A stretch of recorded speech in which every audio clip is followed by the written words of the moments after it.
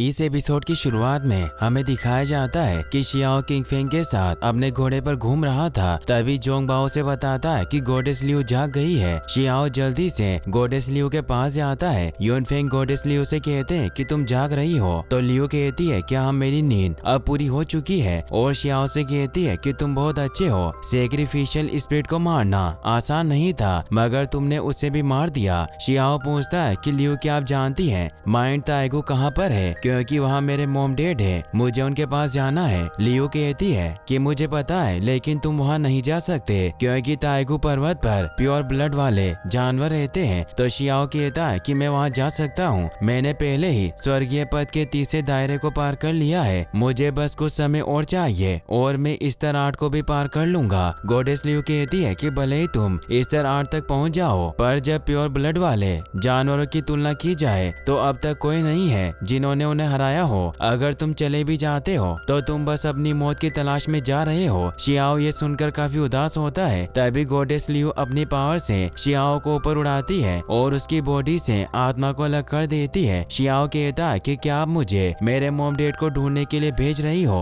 Liu कहती है कि मैं ऐसा नहीं कर रही हूँ, मैं तुम्हारे आध्यात्मिक बॉडी को ट्रेन करने के लिए वोइड गॉड रियल्म में भेज रही हूँ। शियाओ पूछता है कि ये क्या है, तो लियू बताती है कि वो स्थान है जहाँ प्राचीन देवता एक साथ मिलते हैं। वो जगह विभिन्न सार तत्वों से निर्मित एक विचित्र स्थान है। तुम अंदर के प्राचीन साम्राज्य में इसे महसूस कर सकते हो। अपनी बॉडी को ट्रेन करने के लिए वोइड गॉड रियल्म में प्रवेश करो। और शियाओ एक सुनसान जगह पहुंच जाता है और सोचता है कि गॉडेस लियू ने अभ्यास करने के लिए कहा है। तभी लियू कहती है कि इस स्पिरिचुअल दीवार के माध्यम से तुम वोइड गॉड रियल्म तक जा सकते हो, मगर तुम वहाँ अपनी रियल बॉडी में नहीं जा सकते क्योंकि रियल बॉडी वहाँ बेन है, इसीलिए तुम्हें अपनी सोल से वहाँ ट्रेनिंग लेनी होगी और वापस लौटने के बाद तुम्हें जो भी पावर मिलेगी वो तुम्हारी असली बॉडी में भी चली जाएगी। ये कहकर वो उसे वोइड गॉड रियल्म में भेज देती है। शियाओ अंदर जाकर देखता है कि वोइड गॉड रियल्म में बहुत सारे स्टूडेंट ट्रेनिंग के लिए आए हैं, जिसकी उसे उम्मीद नहीं थी। तभी वो जमीन में गड़े हुए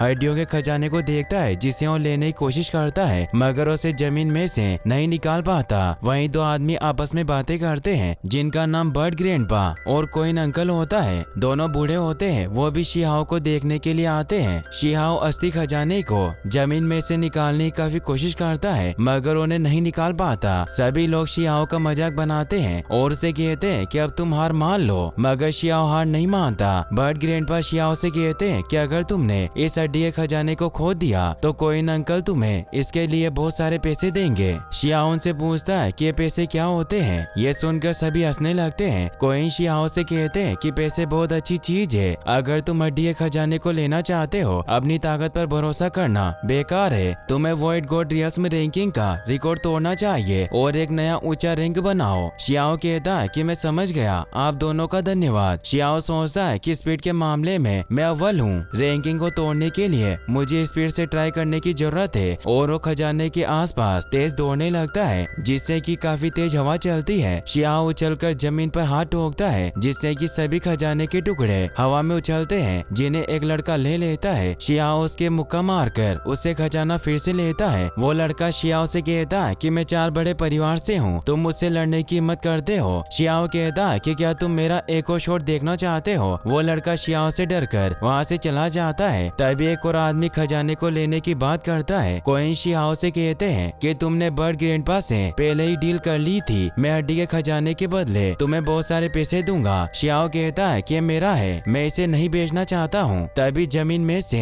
एक बड़ा सा पत्थर निकलता है जिस पर कुछ लिखा होता है। ग्रैंडपा बर्ड शियाओ से कहते हैं कि वोइड गॉड रियल्म में जानता है कि तुम रैंक करते हो, इसीलिए उसने दुनिया भर के लिए ये घोषणा की है। शियाओ उस स्टोन के पास जाकर सोचता है कि मैंने अभी 3 कीमती हड्डी के खजाने को खो दिया है। ग्रैंडपा बर्ड शियाओ से कहते हैं कि तुम इस स्टोन पर वो चीज लिखो जो तुम्हें सही लगे और तुम जिसे सबको बताना चाहते हो, ताकि रैंकिंग सही हो जाए। शियाओ उस स्टोन पर लिखता है कि मुझे ताओवादी रास्ते से निकलने के लिए जादूगरों का दूध पीना पसंद है। ये सब सुनकर सभी हंसने लगते हैं। शियाओ को पता चलता है कि उस स्टोन पर लिखा अब मिटा नहीं सकता। सभी लोग शियाओ के बारे में बातें करते हैं कि ये शी से कम नहीं है। तभी दूसरा आदमी कहता है कि शी 1000 साल में पैदा हुआ एक दुर्लभ प्रतिभा वाला व्यक्ति है, उसकी बराबरी कोई नहीं कर सकता। ये सब सुनकर शियाओ ग्रैंडपा बर्ड से कहता है कि मुझे 10 सर वाला जानवर राजा कहाँ मिलेगा, मैं शी की रैंकिंग तोड़ दूंगा। ये सुनकर सभी लोग हंसने लगते हैं। ग्रैंडपा बर्ड कहते हैं कि जानवर राजा को ढूंढना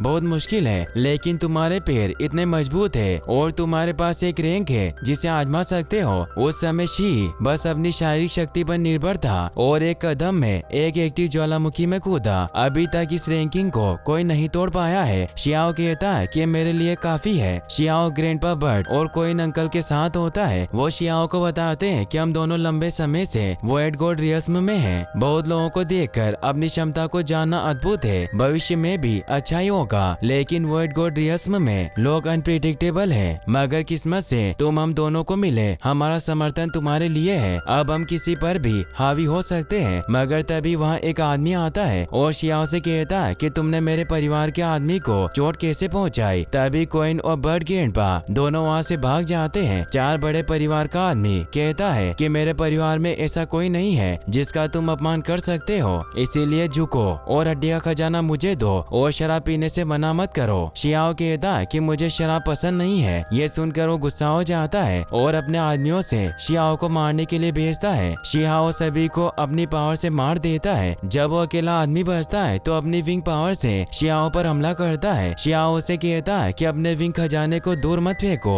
वरना ये जो लेगा उसके हो जाएंगे, और भागते हुए विंग से बचता है। ये देखकर उस आदमी को काफी गुस्सा आता है, इसीलिए अपनी पावर से एक बड़ा बंडल लाकर शियाओ की तरफ फेंकता है, जिसे रोकने के लिए शियाओ अपनी पावर का इस्तेमाल करता है। वहाँ एक धमाका होता है और सभी लोग घायल हो जाते हैं। शियाओ सभी विंग को इकट्ठा करके उस आदमी से कहता है कि ये सभी अब मेरे हैं, इन्हें देने के लिए आपका धन्यवाद। ग्रैंडपा बर्ड कोइन अंकल से कहते हैं कि छोटा लड़का जो हमारा दोस्त है वो वाकई में कमाल का है, इसे हिंसा बिल्कुल पसंद नहीं। कोइन अंकल कहते हैं कि इसके अलावा इसकी प्राकृतिक हड्डियां भी बहुत दुर्लभ है। शियाओ कहता है कि आप दोनों को मेरी तारीफ करने की जरूरत नहीं है। तभी जमीन में से एक और स्टोन निकलता है जिस पर लिखा होता है कि अधिकांश जानवरों के दूध की तरह अधिक सफलता प्राप्त करते हैं। यह सब देखकर लोग सोचते हैं कि लड़का कहाँ से आया है जो इतना बलवान है। यहाँ तक कि चार बड़े परिवार के लोग भी इसे हरा नहीं पाए। तभी एक आदमी कहता है कि ये फिर भी शी से कम है। शियाओ जुड़वा ज्वालामुखी को देखते हुए सोया होता है और सभी गांव वाले शियाओ के आसपास खड़े होते हैं। ग्रैंडपा बर्ड शियाओ से कहते हैं कि तुम जानते हो ज्वालामुखी 3000 मीटर से अधिक ऊंचा है। हर कोई शी जैसा नहीं है जो आसानी से उस पर चढ़ सकता है। तभी वहाँ जुलू एकेडमी से युद्ध की देवी आती है। लोग बातें करते हैं कि हमने सोचा नहीं था कि यह खुद यहाँ आएगी। युद्ध की देवी कहती है कि यहाँ सबसे ज्यादा दूध पीना किस व्यक्ति को पसंद है। उसे देखकर ग्रैंडपा बर्ड कहते हैं कि दूध पीना तो मुझे भी पसंद है। युद्ध की देवी शियाओ से कहती है कि मैंने सुना है कि तुम शी की रैंकिंग को तोड़ना चाहते हो। शियाओ कहता है कि क्या रैंकिंग को सुलझाना मुश्किल है, मैं सभी को एक एक करके तोड़ूंगा और नष्ट भी कर दूंगा। तो युद्ध की देवी कहती है कि अगर तुम रियल में ऐसा करते हो तो मैं तुम्हें जुलू एकेडमी में शामिल होने के लिए इनवाइट करूंगी। तभी शियाओ एक स्टोन के ऊपर खड़ा होता है। सभी लोग बातें करते हैं कि यह काम नामुमकिन है, लेकिन शियाओ काफी साहसी है। शियाओ अपने पैर को पत्थर पर जोर से ठोकता है और पूरी ताकत के साथ हवा में उछलता है और ज्वालामुखी की सबसे ऊंची चोटी पर चढ़ जाता है और काफी खुश होता है क्योंकि उसने शी का रिकॉर्ड तोड़ दिया था। तभी शियाओ को काफी गर्मी लगने लगती है तो वहाँ से कूदकर फिर से नीचे आ जाता है। तभी जमीन में से स्टोन निकलता है और उस पर लिखा था कि मौजूदा रैंकिंग के सबसे ऊंचे पहाड़ पर चढ़े। इसका मतलब था कि शियाओ अब तक सबसे ऊंची ज्वालामुखी की चोटी पर चढ़ा है। तभी गांव वाले बातें करते हैं कि ये लड़का कहां से आया है जिसने एक दिन में 3 रैंक को तोड़ दिया है। इसके बाद की रैंक भगवान जैसी रैंक है और सभी शियाओ को अपने साथ मिलने को कहते हैं। युद्ध की देवी शियाओ से कहती है कि तुम जुलू एकेडमी में आ सकते हो। शियाओ सभी से पूछता है कि क्या रैंकिंग तोड़ने का कोई इनाम नहीं है, और अगर आप लोग नहीं देंगे तो मैं खुद ले लूंगा। और उस स्टोन के पास जाकर अपना इनाम मांगने लगता है और कहता है कि बस मुझे हड्डी का खजाना दो, और वो स्टोन के जोर से मुक्का मारता है। रैंक स्टोन को तोड़ने के लिए शियाओ को 2 साल के लिए वॉइड गॉड रियल्म से बाहर कर दिया जाता है और शियाओ हवा में उड़ने लगता है और कहता है कि किसने कहा कि मैं स्टोन को नहीं मार सकता। शियाओ फिर से स्टोन विलेज में आ जाता है। किंग फेंग बाकी बच्चों के साथ मछलियाँ पकड़ता है और शियाओ से कहता है कि मैंने कभी नहीं सोचा था कि मैं इतना खुश रह सकता हूँ। स्टोन विलेज के लोगों ने मेरे पैरों को ठीक किया। जो कोई भी यहाँ रहता है वो सब मेरे साथ भाई जैसा बर्ताव करते हैं। शियाओ कहता है कि मैं स्टोन विलेज छोड़ना चाहता हूँ और अभ्यास करने के लिए ब्यूटियन पवेलियन जाऊंगा, क्योंकि मुझे और मजबूत बनना होगा। मॉम और डैड को खोजने के लिए ताइगू पर्वत पर जाना है। तो किंग फेंग कहता है कि फिर तो मैं भी तुम्हारे साथ जाऊंगा और जहाँ भी तुम जाओ मैं वहाँ जाऊंगा। शियाओ युनफेंग और शिकारी दल के सामने कहता है कि दादा आपको चिंता करने की जरूरत नहीं है, हम सुरक्षित ब्यूटियन पवेलियन पहुँच सकते हैं। जोंगबाओ शियाओ से कहता है कि तुम हमारी चिंता मत करो, मैं स्टोन विलेज की रक्षा करूंगा। सभी शियाओ के जाने से काफी उदास होते हैं। युनफेंग शियाओ से कहते हैं कि स्टोन विलेज हमेशा से तुम्हारा गांव और घर था, अगर तुम थक जाओ तो अपने घर वापस चले आना। शियाओ को अंतिम बार पूरे गांव के साथ ब्लू स्केल ईगल और ज्यून विदा करते हैं। शियाओ जाते समय रोने लगता है और अपने साथ माओ कियू को ले जाता है। शियाओ रास्ते में किंग फेंग से कहता है कि मैं वोएड गॉड रियल्म में नहीं जा सकता, इसीलिए मैं तुम पर छोड़ रहा हूँ। और वो स्वर्गीय पद के दायरे के 5वें स्तर को भी पार कर लेता है और किंग फेंग से कहता है कि रास्ते में अभ्यास करना चाहिए, इसे तोड़ना कोई मुश्किल काम नहीं है। तभी उनके ऊपर एक पेंथर हमला करता है। शियाओ अपनी पावर से उसे मारने की कोशिश करता है मगर उसे नहीं मार पाता, इसीलिए अपनी प्राचीन शेर की पावर का इस्तेमाल करके पेंथर को मारने की कोशिश करता है, मगर प्राचीन शेर भी उसे पूरी तरह से नहीं मार सकता।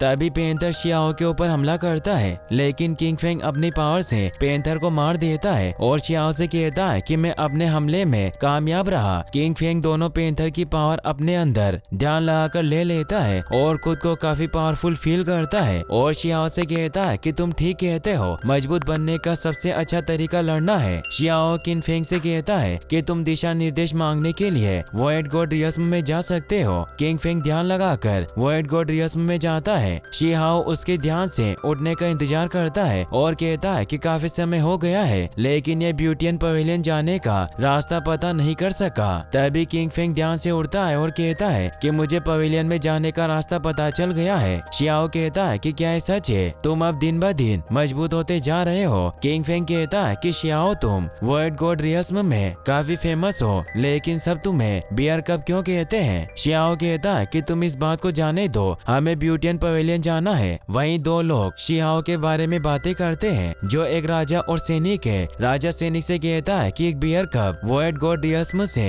ब्यूटियन पवेलियन तक पहुंच गया और वो काफी हद तक शी जिलिंग की तरह दिखाई देता है। अगर शी जिलिंग का बेटा अभी भी जिंदा है और वो भी इस उम्र में, तो फेंगर को ब्यूटियन पवेलियन में अधिक ध्यान देना चाहिए। और वो सैनिक को शियाओ की एक फोटो भी देते हैं। वहीं शियाओ जो काफी मोटा हो जाता है, वो अपनी पहचान छुपाने के लिए ऐसा करता है और अपने पेट में माओ कियू को भर लेता है, जिससे कि वो काफी मोटा दिखाई दे। शियाओ और किंग फेंग ब्यूटियन पवेलियन पर्वत द्वार पर पहुंच जाते हैं। तभी वहाँ लोग एक दीवार पर लगे पोस्टर को देखने के लिए भीड़ इकट्ठा करते हैं, जिस पर शियाओ के बारे में लिखा था। लोग बातें करते हैं कि ये बियर कप कौन है जिसने वोएड गॉड रियल्म के 3 रिकॉर्ड तोड़े हैं। शियाओ और किंग फेंग भी ये देखने जाते हैं। वो देखते हैं कि जो भी शियाओ के बारे में बताएगा उसे 1 लाख सोने के सिक्के देंगे, जिसे पकड़कर शियाओ सोचता है कि ये ग्रैंडपा बर्ड और कोइन अंकल का काम होगा। किंग फेंग शियाओ से कहता है कि तुम तो सही में फेमस हो। शियाओ किंग फेंग को जियायू का दिया हुआ टोकन देता है और कहता है कि तुम इसके साथ ब्यूटियन पवेलियन में तुरंत सबसे स्पेशल स्टूडेंट बन सकते हो। किंग फेंग कहता है कि तुम टोकन मुझे दे रहे हो, तुम अंदर कैसे आओगे। शियाओ कहता है कि मेरे लिए यहाँ की सारी परीक्षा आसान होगी। किंग फेंग टोकन लेकर एक आदमी के पास जाता है, जो कि एक हवा में उड़ रही बोतल के ऊपर सोया था। टोकन देखकर वो सैनिक कहता है कि तुम अंदर जा सकते हो। किंग फेंग खुश होकर अंदर चला जाता है। तभी वहाँ युद्ध की देवी अपने साथियों के साथ आती है और शियाओ के लिए कहती है कि पशु दूध प्रेमी, जब तक तुम जुलू एकेडमी में आते हो, मैं वादा करती हूँ कि एकेडमी में ट्रेन होने के लिए मैं तुम्हारी मदद करने की कोशिश जरूर करूंगी। एल्डर जियोंग जी सभी की परीक्षा लेने के लिए तैयार होते हैं और सभी को असली युद्ध क्षेत्र में भेज देते हैं। सभी बच्चे असली युद्ध क्षेत्र में पहुंच जाते हैं, जहां उन्हें बताया जाता है कि ब्यूटियन पवेलियन के 8वें क्षेत्र में यह पहला ऋण गठन है, जिसके 2 स्तर हैं। जो इस ऋण संरचनाओं को तोड़ने में सक्षम है, वो दूसरे युद्ध क्षेत्र में प्रवेश कर सकता है, जहाँ सुख और दुख दोनों एक समान है, जहाँ उदासी, खुशी, मजबूत लोग लोग और जानवर भी है, तुम सबको अपने लिए निर्णय लेना है। सभी बच्चे टेस्ट को पास करने की कोशिश करते हैं और अपने ऊपर हो रहे हमले से बचकर आगे बढ़ते हैं। एल्डर जियोंग जी का स्टूडेंट उन्हें कहता है कि इस बार पहला टेस्ट काफी लोगों ने पास किया है, तो वो कहते हैं कि ये तो मामूली बात है, टेस्ट कितने ही बच्चे क्यों ना पास कर ले, तुम ज्यादा चिंता मत करो। शियाओ सोचता है कि ऋण गठन वॉइड गॉड रियस्म के बराबर ही होना चाहिए। तभी माओ क्यू शियाओ को बुलाता है। शियाओ वहाँ जाकर जोर से पेट ठोकता है जिससे कि सभी हमले बंद हो जाते हैं और उसे एक अस्थि खजाना मिलता है जिसे लेकर शियाओ काफी खुश होता है। वहीं दूसरी तरफ 2 स्तर को पार करने वाले बच्चे ब्यूटियन पवेलियन के स्टूडेंट बन सकते हैं, मगर तभी अचानक सबका टेस्ट रुक जाता है और बच्चे दूसरे युद्ध के मैदान में जाने लगते हैं। एल्डर जियोंग देखते हैं कि इस बार टेस्ट में काफी लोग पास हुए हैं। उन्हें लगता है कि ये सब बियर कप का काम है, यानी कि शियाओ का, और वो अपने स्टूडेंट से पहाड़ के गेट पर ताओवादियों को बुलाने के लिए भेजते हैं और कहते हैं कि देखना मैं बियर कप को कैसे पकड़ता हूँ। वहीं शियाओ माओ क्यू के साथ एक स्टोन के पास जाता है जिस पर लिखा था कि जिन लोगों के पास 2 रत्न है उन्हें पास माना जाएगा,